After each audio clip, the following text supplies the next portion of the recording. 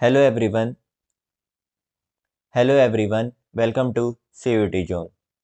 आज हम current affairs की इस सीरीज़ में एक और वीडियो लेके आ गए हैं जिसमें हम मोस्ट इम्पॉर्टेंट करंट अफेयर्स जो कि आपके एग्ज़ाम के पॉइंट ऑफ व्यू से बनाए गए हैं उनको एक एक करके डिस्कस करेंगे। करंट अफेयर्स आपके लिए बहुत ज़्यादा ज़रूरी है, स्पेशली जब आपका एग्ज़ाम अगले 2 से 3 दिनों में स्टार्ट हो रहा है। इस समय आपको करंट अफेयर्स पे ज़्यादा से ज़्यादा ध्यान देना चाहिए और आप इस वीडियो के थ्रू उसे समझ सकते हैं, देख सकते हैं। अगर आपने हमारे इस सीरीज़ की वीडियो अभी तक नहीं देखी है, हमारे करंट अफेयर सीरीज़ की वीडियो नहीं देखी है, तो आप जल्दी से जाके हमारी सारी वीडियोज़ को देख लीजिए, जो भी हमने करंट अफेयर्स के ऊपर बनाया है। अगर आपने अभी तक हमारा चैनल भी सब्सक्राइब नहीं किया है, तो जाके पहले सब्सक्राइब कर लीजिए, ताकि जितनी भी वीडियोज़ आएँ, वो सब आपको देखने को सबसे पहले मिले।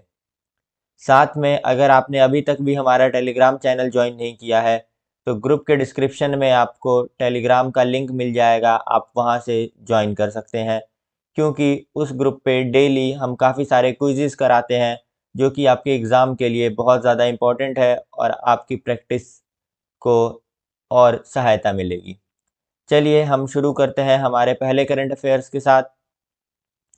तो पहला है Garuda air exercise conducted between India and France. तो देखिए, इंडियन एयर फोर्स जिसको हम आईएएफ भी बोलते हैं और French air and space force जिसको एफएएसएफ बोलते हैं, इन्होंने एक बायलैटरल एक्सरसाइज में पार्टिसिपेट किया जिसका नाम गरुड़ा 7 है। ये हुआ था 26 अक्टूबर 2022 से 12 नवंबर 2022 तक, यानी कि पिछले साल की बात हो रही है। ये हुआ था जो जोधपुर में एयरफोर्स स्टेशन है वहाँ पे। इस एक्सरसाइज के अंदर फ्रांस जो था उसने पार्टिसिपेट किया था अपने 4 Rafale fighter aircraft, 1 A330 multi role tanker transport जिसको MRTT भी बोलते हैं, और 220 सिपाहियों के साथ उन्होंने इस एक्सरसाइज में पार्टिसिपेट किया था। वहीं जब हम देखें आईएएफ को, यानी कि हमारे अपने देश की वायु सेना को जिसको इंडियन एयरफोर्स बोलते हैं, उन्होंने पार्टिसिपेट किया था Su-30 MKI, Rafale, LCA, Tejas and Jaguar fighter aircraft के साथ। वहीं पे उन्होंने LCH भी इंक्लूड किया था इस एक्सरसाइज में, यानी कि लाइट कॉम्बैक्ट हेलीकॉप्टर और Mi-17 हेलीकॉप्टर्स भी। आईएएफ जो है, इसके अंदर कई सारे फ्लाइट रिफ्यूलिंग एयरक्राफ्ट्स भी थे और इस एक्सरसाइज को काफ़ी अच्छे से परफॉर्म किया गया, काफ़ी अच्छे से किया गया, और ये दो देशों के बीच के रिलेशन को, स्पेशली इंडिया और फ्रांस के रिलेशन को भी मजबूत करने में काफ़ी ज़्यादा सहायक होंगे।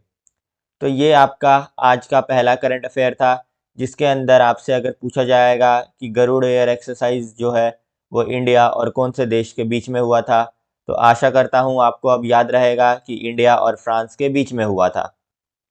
चलिए अब हम अगले क्वेश्चन की तरफ बढ़ते हैं, जो कि है चीफ गेस्ट इन रिपब्लिक डे 2023। देखिए, चीफ गेस्ट जो थे वो 2023 के गणतंत्र दिवस के दिन, जो कि 26 जनवरी को होता है, कौन थे? मेरा आपसे एक सवाल है, आप जल्दी जाके कमेंट करके बताइए कि भारत के देश के अंदर पहली बार रिपब्लिक डे कौन से साल मनाया गया था? हमारे देश में पहली बार रिपब्लिक डे कौन से साल में मनाया गया था? जल्दी जाइए और जाके कमेंट करके बताइए। तो इस सवाल का जवाब है अब्देल फतह एल सीसी। देखिए, इंडिया जो है उसने 2023 में 74वां रिपब्लिक डे मनाया, और ये ट्रेडिशन जो है, इसके ये एक ट्रेडिशन है जिसके अंदर हम लीडर्स को, जो कि फ्रेंडली कंट्रीज़ के जो लीडर्स हैं, उनको हम इनवाइट करते हैं हमारे रिपब्लिक डे में, उसके सेलिब्रेशन में। इस साल इजिप्शियन प्रेसिडेंट जो थे, जिनका नाम था अब्देल फतह एल सीसी, उन्हें चीफ गेस्ट के तौर पे बुलाया गया था रिपब्लिक डे सेलिब्रेशन में। और प्राइम मिनिस्टर नरेंद्र मोदी जी जो हैं, उन्होंने फॉर्मल इनविटेशन भेजा था अल सीसी को, जो कि बाद में हमारे इंडिया के अंदर आए, और ये जो इनविटेशन था वो दिया था श्री नरेंद्र मोदी जी ने, और दिया गया था फॉरेन मिनिस्टर जो है हमारे एस जयशंकर, उनके द्वारा जब वो ऑफिशियल विजिट को गए थे इजिप्ट में 16 अक्टूबर 2022 को। तभी उन्होंने नरेंद्र मोदी जी के द्वारा दिया गया जो ऑफिशियल लेटर था, जो कि इनविटेशन था, वो दिया था अब्दुल फतह एल सीसी को, जो कि इजिप्ट के प्रेसिडेंट हैं।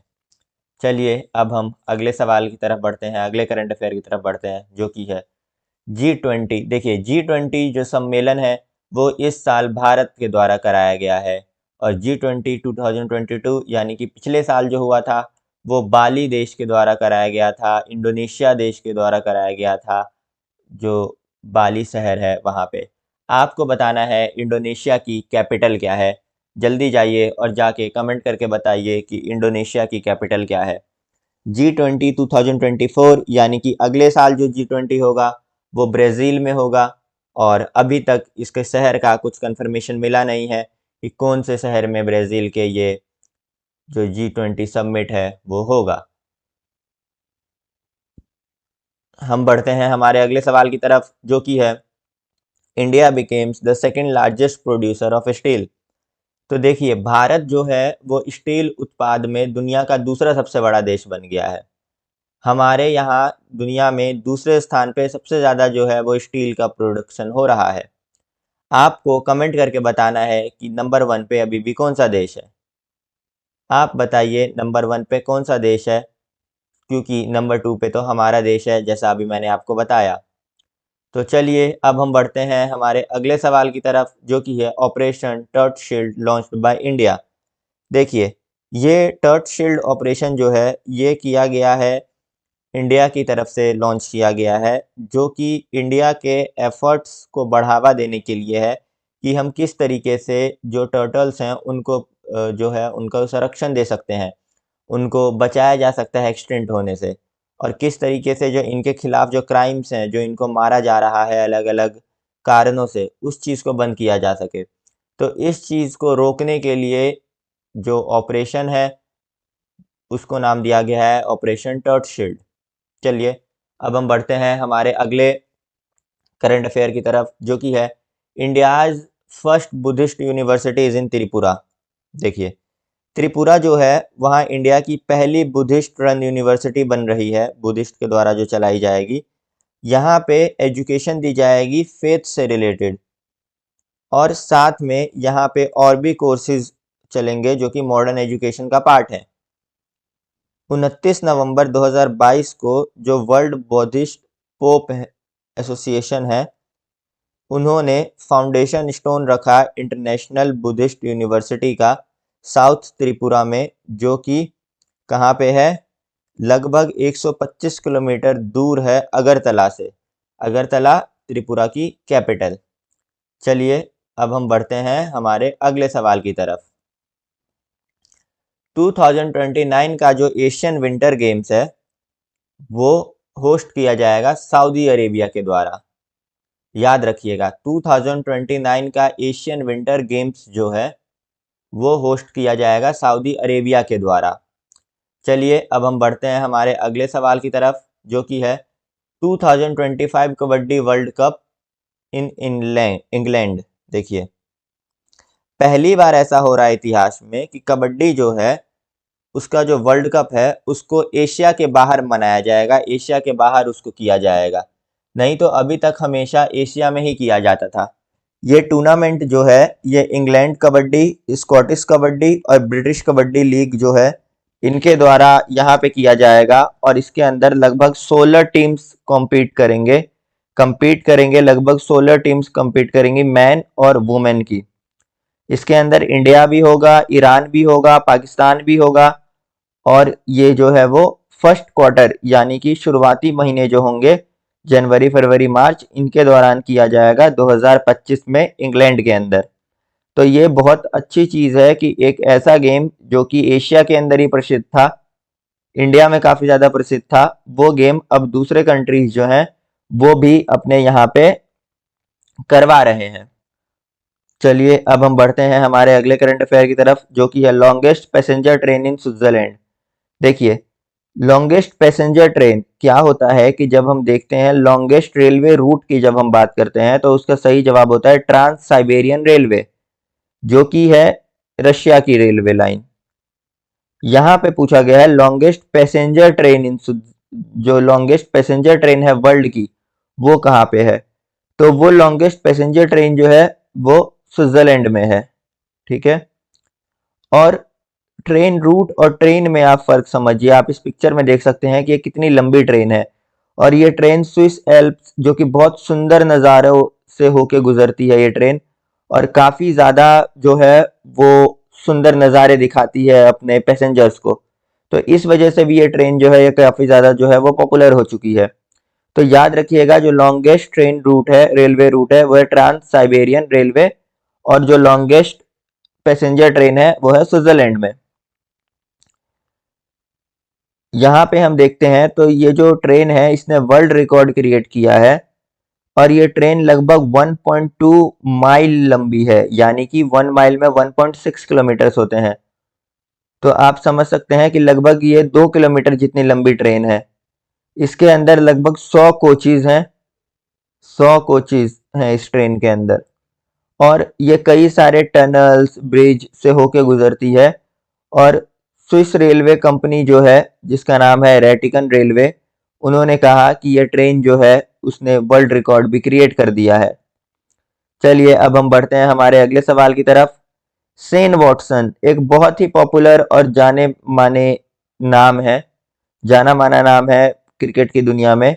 इन्होंने अपनी किताब लिखी है जिसका नाम है winning the inner battle, bringing the best version of you to cricket. तो शेन वॉटसन की किताब है विनिंग द इनर बैटल, आप याद रखिएगा। ये एक क्रिकेटर हैं और इनकी ये किताब अभी काफ़ी ज़्यादा चर्चित थी। इन्होंने कई सारी चीज़ें लिखी हैं क्रिकेट के बारे में कि कैसा चलता है, क्या होता है अंदर। तो आप ध्यान रखिएगा शेन वॉटसन जो है ये ऑथर हैं विनिंग द इनर बैटल पुस्तक के। अगले सवाल की तरफ बढ़ा जाए। अगला है MD Tayyab Ikram is the new president of international hockey federation.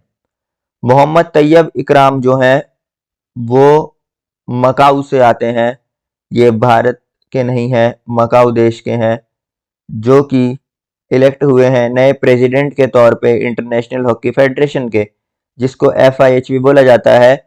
और ये हुआ था 5 अक्टूबर, माफ कीजिएगा 5 नवंबर 2022 को।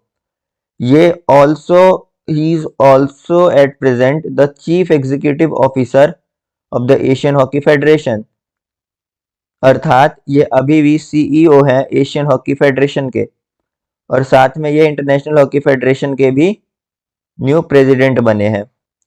चलिए अब हम बढ़ते हैं हमारे अगले करंट अफेयर की तरफ।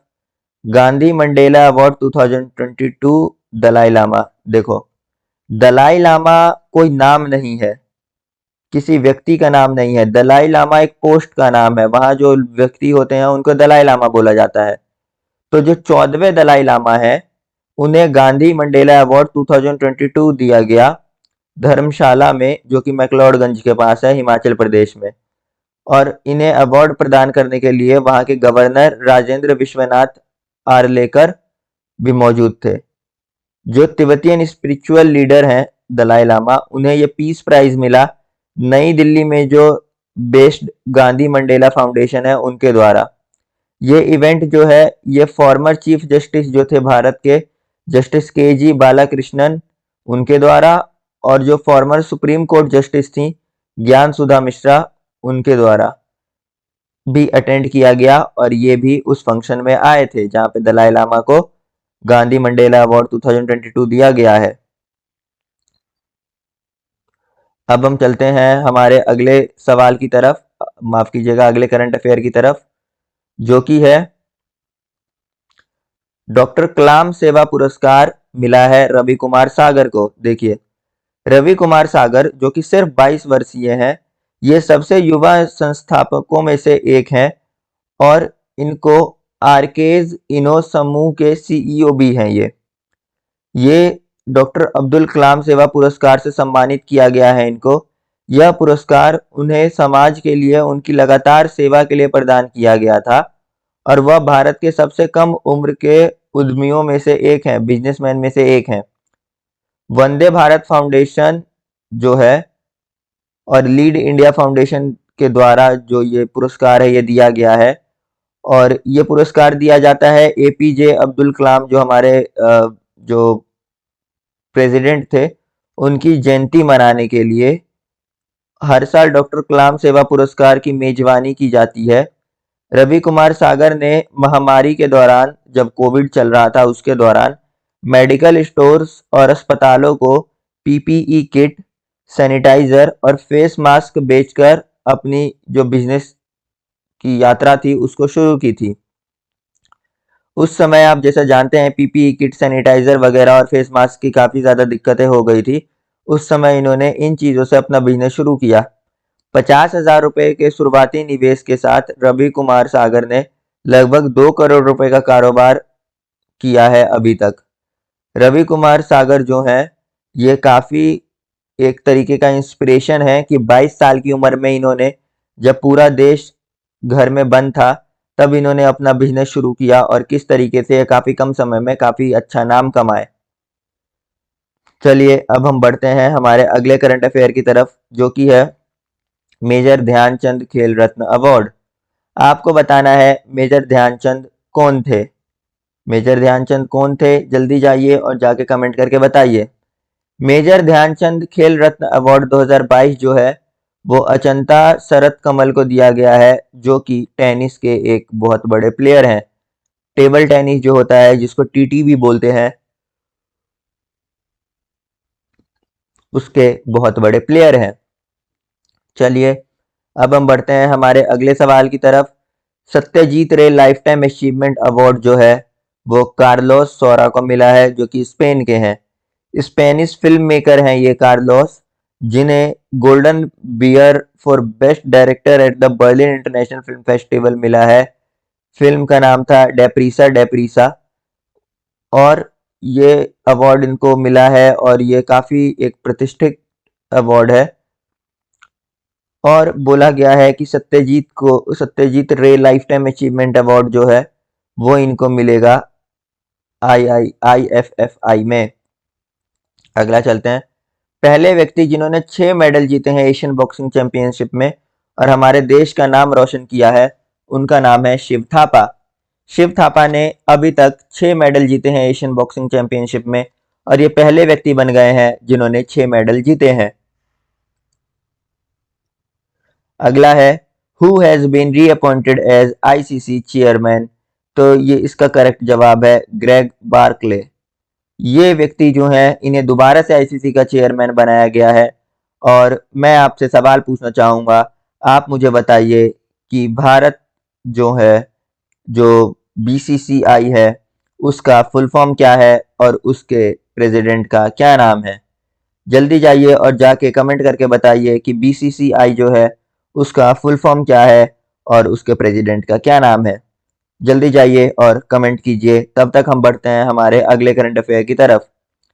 जो पहली प्रेसिडेंट है फीमेल, वो बनी है स्लोवेनिया की पहली फीमेल प्रेसिडेंट बनी है, जिनका नाम है नताशा पिर्क मुसर। जल्दी जाइए और जाके कमेंट करके बताइए कि स्लोवेनिया का कैपिटल क्या है। जल्दी जाइए और जाके कमेंट कीजिए। ये एक छोटा देश है, लेकिन आपको इसकी राजधानी पता होनी चाहिए। जल्दी जाइए और जाके कमेंट करके बताइए कि इस देश की राजधानी क्या है। देखिए, एशियान, आपको एशियान की फुल फॉर्म लिखनी है कमेंट सेक्शन में। जल्दी जाइए और एशियान का फुल फॉर्म लिख के बताइए कि एशियान का फुल फॉर्म क्या है। एशियान के टोटल 11 मेंबर्स हैं। अभी तक टोटल 10 मेंबर्स थे, जिनका नेम कुछ इस प्रकार है: Malaysia, Philippines, Thailand, Brunei, Cambodia, Vietnam, Myanmar, Laos, Singapore and Philippines. एक नया देश जुड़ा है एशियान के अंदर, इसीलिए ये करंट अफेयर का पार्ट बन चुका है, और उस देश का नाम है ईस्ट तिमूर। आप अच्छे से देख लीजिए, नोट डाउन कर लीजिए और अच्छे से लर्न कर लीजिएगा। अब हम बढ़ते हैं हमारे अगले करंट अफेयर की तरफ। इसरो जो है वो जापान के साथ प्लान कर रहा है कि वो एक्सप्लोर करेगा मून के शेडो जोन को। देखिए, जैसा हम सब जानते हैं, हमारी धरती जो है वो सूरज का चक्कर काटती है, और हमें चांद दिख रहा होता है हमेशा अपनी आसमान में, रात को अक्सर दिखता है। तो ये ध्यान देने वाली चीज़ है कि चांद का हमेशा एक ही एरिया हमको सिर्फ दिखता है, एक ही तरफ का हिस्सा दिखता है, उसका बैक साइड हमको नहीं दिखता है, जिसको अक्सर शैडो जोन भी बोला जाता है। तो इसरो जो है वो जापान के साथ ये प्लान कर रहा है कि वो उसका बैक एरिया जो है, बैक साइड जो है, उसको एक्सप्लोर करेगा, जो शैडो जोन है उसको एक्सप्लोर करेगा। तो आप याद रखिएगा, इसरो जो है वो जापान के साथ ये प्लान कर रहा है। चलिए अब हम बढ़ते हैं हमारे अगले करंट अफेयर की तरफ, जो कि है third T20 world cup for blind won by India by defeating Bangladesh brand ambassador Yuvraj Singh. जो थर्ड T20 वर्ल्ड कप हुआ था ब्लाइंड क्रिकेट टीम के की जो वर्ल्ड कप थी, उसके अंदर भारत जो है वो जीत गया और उन्होंने बांग्लादेश को हरा दिया। और ये ब्लाइंड T20 वर्ल्ड कप जो है, इसके जो ब्रांड एम्बेसडर हैं उनका नाम युवराज सिंह है। युवराज सिंह वही व्यक्ति जिन्होंने 6 छक्के लगाए थे, वही व्यक्ति जिन्होंने 2011 में वर्ल्ड कप मैच खेला था और हमारा देश जीता था। और ये बहुत ही प्रसिद्ध एक क्रिकेटर हैं, बहुत प्रसिद्ध एक खिलाड़ी हैं। यहाँ आप देख सकते हैं स्टेफनी फ्राफाट जो है, हो सकता है मैं गलत पढ़ रहा हूँ क्योंकि मुझे फ्रेंच बिल्कुल नहीं आती है। ये फ्रांस की है और ये पहली फीमेल रेफरी हैं जो कि मेंस फुटबॉल मैच के अंदर रेफरी बनी है। नहीं तो आप अक्सर जब भी फुटबॉल देखते होंगे तो वहाँ आप पाएंगे कि हमेशा मेल रेफरी ही रहते हैं, लेकिन ये पहली महिला हैं जो कि एक रेफरी है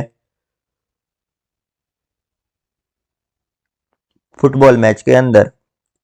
अगला है, हर साल ग्लोबल एशियन सेफ्टी की रैंकिंग आती है जिसमें भारत को 48 रैंक मिला है। इंडिया का रैंक जो है क्लाइमेट चेंज परफॉर्मेंस इंडेक्स के अंदर 2023 में वो 8वें स्थान पे आया है। ये एक अच्छी चीज़ है कि हम क्लाइमेट चेंज को रोकने की, रोकथाम करने की एटलीस्ट कोशिश कर रहे हैं। लियो वर्धाकर जो हैं वो प्राइम मिनिस्टर बने हैं आयरलैंड के। याद रखिएगा, आयरलैंड जो देश है वहाँ के प्राइम मिनिस्टर बने हैं। वर्ड ऑफ द ईयर 2022 जो है ऑक्सफोर्ड डिक्शनरी के अकॉर्डिंग उसको बोलते हैं गॉबलिन मोड। देखिए, हर साल ऑक्सफोर्ड डिक्शनरी में word of the year decide किया जाता है कि किसको रखा जाएगा। तो 2022 में इसको गॉबलिन मोड रखा गया है कि ये जो है वर्ड ऑफ द ईयर कहलाना चाहिए और इसके लिए वोटिंग होती है और सबसे ज़्यादा वोट जो थे वो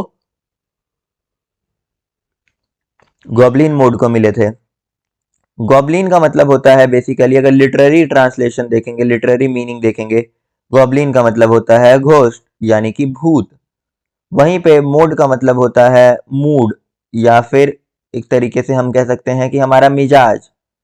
लेकिन जब हम इन दोनों शब्दों को एक साथ जोड़ते हैं तो बनता है गॉबलिन मोड। और गॉबलिन मोड का मतलब होता है एक ऐसा व्यक्ति जिसको कंपनी की जरूरत ना हो, जो खुद में ही मगन रहता हो। या फिर हम कह सकते हैं एक ऐसा व्यक्ति जो कि थोड़ा ग्रीडी हो, थोड़ा लालची हो अपने बिहेवियर से। या फिर कह सकते हैं एक ऐसा व्यक्ति जो कि काफ़ी ज़्यादा लेजी हो। तो इस शब्द के कई सारे मतलब बनते हैं। तो आप जैसे कि यहाँ देख सकते हैं, गोबलिन गॉबलिन और मोड दो अलग अलग वर्ड्स हैं, लेकिन जब इन दोनों को साथ लाते हैं तो इनका मीनिंग पूरी तरीके से बदल जाता है और इसको ऑक्सफोर्ड डिक्शनरी के द्वारा वर्ड ऑफ द ईयर 2022 चुना गया है।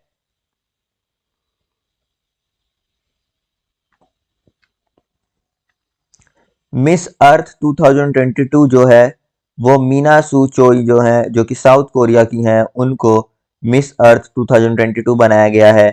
आपको बताना है मिस यूनिवर्स 2022 का क्या नाम है और वो किस देश से बिलोंग करती हैं।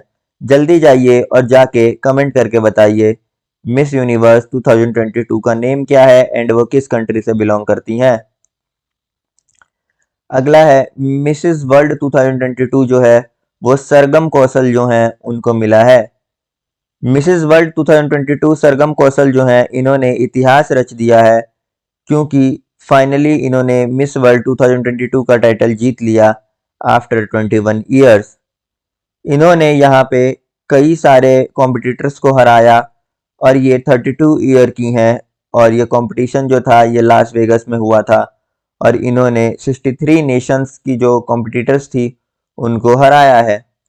सरगम कौशल जो है उन्होंने फाइनल राउंड में मिसेस पॉलिनेशिया को हराया और ये टाइटल अपने नाम किया।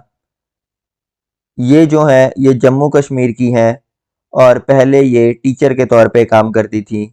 इनके हस्बैंड जो हैं वो इंडियन नेवी में हैं और ये जो है मिस वर्ल्ड माफ़ कीजिएगा मिसिस वर्ल्ड बन चुकी हैं 2022 की, जिनका नाम है सरगम कौशल। स्वाति सिंह साइकिलिंग के फील्ड में काफ़ी ज़्यादा नाम है इनका। इनको 30th एकलव्य पुरस्कार मिला है, जो कि साइकिलिस्ट्स को ही मिलता है, साइकिल चलाने वालों को ही मिलता है। तो स्वाति सिंह को 30th एकलव्य पुरस्कार मिला है, आप याद रखिएगा। अगला है best director eight New York film critics 2022 S Rajamouli for RRR movie. देखिए आरआरआर जैसे कि हम जानते हैं काफ़ी पॉपुलर मूवी है और काफ़ी ज़्यादा इसने नाम कमाया है इस फिल्म ने। इस फिल्म के लिए एस राजमौली जो कि आरआरआर के डायरेक्टर हैं, उनको बेस्ट डायरेक्टर का जो है वो अवार्ड मिला है न्यूयॉर्क फिल्म क्रिटिक्स 2022 में।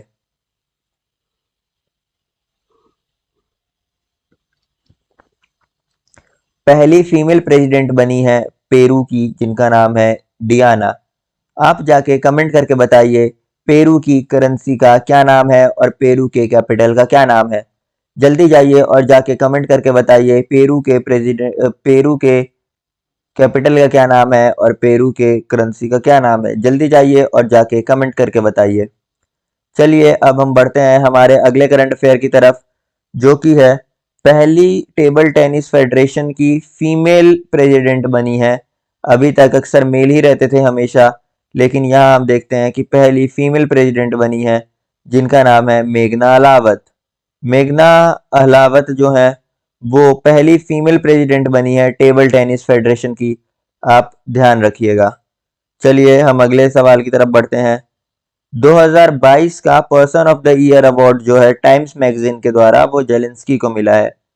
जेलेंस्की यूक्रेन के प्रेसिडेंट हैं, जो कि पॉलिटिक्स में आने से पहले कॉमेडियन हुआ करते थे और यूक्रेन की जो कैपिटल है वो कीव है। यूक्रेन और रशिया के बीच में काफ़ी लंबे समय से वॉर चल रहा है। यूक्रेन चाहता था कि वो नेटो ज्वाइन करे।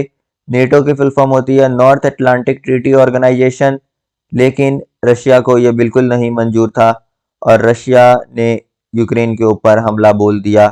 और भी कई सारे कारण थे उनके ऊपर हमला बोलने के यूक्रेन के, लेकिन उनमें से एक जो मेन कारण था वो ये था कि यूक्रेन नेटो ज्वाइन करना चाहता था और रशिया अपने देश के बगल में एक दुश्मन को अफोर्ड नहीं कर सकता था। इसीलिए रशिया ने जो है वो यूक्रेन के ऊपर हमला कर दिया और कई सारे लोगों को देश छोड़ के जाना पड़ा। अगला है नेपाल के जो नए प्राइम मिनिस्टर बने हैं उनका नाम है पुष्पा कमल दहाल। आप याद रखिएगा पुष्पा कमल जो हैं वो प्राइम मिनिस्टर बने हैं नेपाल के। अगला है रेहान अहमद। देखिए रेहान अहमद जो है वो इंग्लैंड के एक यंगेस्ट एवर टेस्ट क्रिकेटर हैं, जिन्होंने पाकिस्तान वर्सेस इंग्लैंड के डेब्यूट किया था मैच में। और रेहान अहमद जो हैं उन्होंने जब इस मैच में डेब्यूट किया उस समय इनकी उम्र थी सिर्फ 18 साल 126 दिन। तो ये रेहान अहमद जो हैं वो यंगेस्ट क्रिकेटर बन गए हैं टेस्ट मैच में डेब्यूट करने वाले। अगले सवाल की तरफ हम बढ़ते हैं। तो जो मोस्ट एक्सपेंसिव प्लेयर हैं आईपीएल 2023 में उनका नाम है सैम करन। 18.5 करोड़ में इनकी बिडिंग हुई है और आपको बताना है कि ये कौन सी टीम की तरफ से खेलते हैं आईपीएल में। जल्दी जाइए और जाके कमेंट करके बताइए कि ये कौन सी टीम की तरफ से आईपीएल में खेलते हैं। ये सबसे महंगे प्लेयर हैं जिनकी बोली लगी है 18.5 करोड़ यानी कि 18.5 करोड़ रुपए।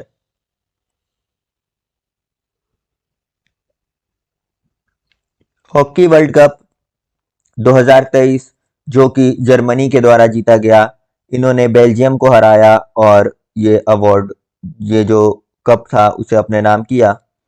इंडिया इस स्थान पे इस गेम में 10वें स्थान पे आया और इंडियन टीम के कोच जो थे ग्राहम ग्रीड उन्होंने इस पद से रिजाइन कर दिया।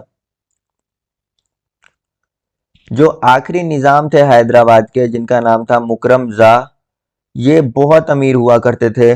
जो निज़ाम थे एक ज़माने में ये दुनिया के सबसे अमीर व्यक्ति हुआ करते थे, लेकिन समय के साथ साथ इनकी अमीरी भी कम होती गई, इनकी उम्र के साथ साथ इनकी अमीरी भी कम होती गई और कुछ समय पहले इनका इंतकाल हो गया, इनका निधन हो गया। तो आप याद रखिएगा, जो आखिरी निज़ाम थे, निज़ाम यानी कि जो राजा थे हैदराबाद के, उनका नाम था मुकरम जा। जल्दी जाइए और जाके कमेंट करके बताइए कि हैदराबाद भारत का हिस्सा कौन से साल में बना था।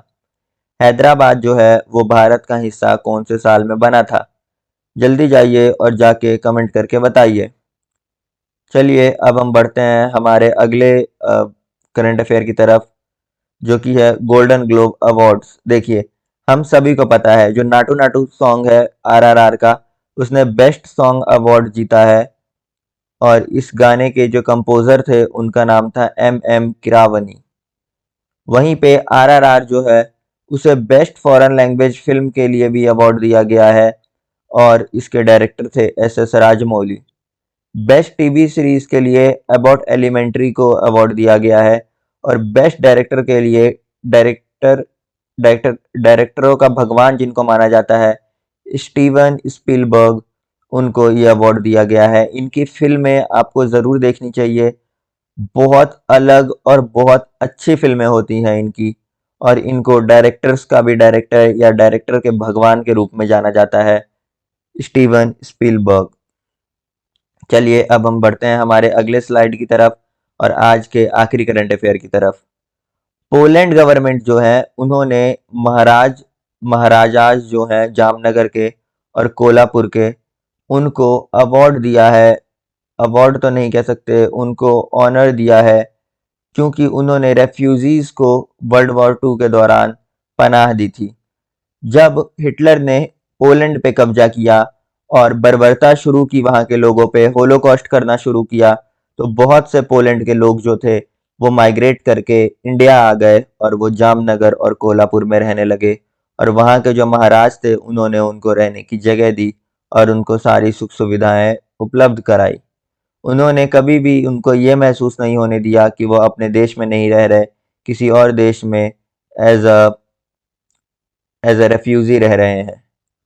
इस चीज़ को सराहते हुए पोलैंड जो है उन्होंने महाराज जो थे जामनगर और कोल्हापुर के, उनके जो वंशज हैं, उनको बुलाया ताकि वो उन्हें सम्मानित कर सकें, उनका शुक्रिया अदा कर सकें। तो ये एक बहुत अच्छी चीज़ है। जैसा कि हम जानते हैं हमारे देश में अतिथि को ईश्वर के तौर पे देखा जाता है, इसी तरीके से जो हमारे जो महाराज थे जामनगर और कोल्हापुर के, उन्होंने विदेशियों को अपने राज्य में पनाह दी और ये दिखाता है कि हम सबको आपस में मिलजुल के रहना चाहिए। तो आज के लिए सिर्फ इतना ही। आपने अगर अभी तक हमारा चैनल सब्सक्राइब नहीं किया है तो जल्दी से चैनल सब्सक्राइब कीजिए, और अगर आपने अभी तक हमारा टेलीग्राम भी ज्वाइन नहीं किया है तो आप जल्दी से जाकर टेलीग्राम चैनल ज्वाइन कर लीजिए। मैं उम्मीद करता हूँ आपने सभी करंट अफेयर के नोट्स जो हैं उन्हें नोट किया होगा। हमने आज 40 करंट अफेयर्स को डिस्कस किया है, आपने इन सभी को नोट किया होगा। साथ में मैंने आपसे जितने भी एक्स्ट्रा सवाल पूछे हैं उन सभी सवालों के जवाब आपने कमेंट सेक्शन में ज़रूर दिए होंगे। तो अगर आपने अभी तक उनमें से किसी भी एक सवाल का भी जवाब नहीं दिया है या किसी सवाल का जवाब आपका छूट गया है तो जल्दी जाइए और जाके उसका जवाब दीजिए। धन्यवाद।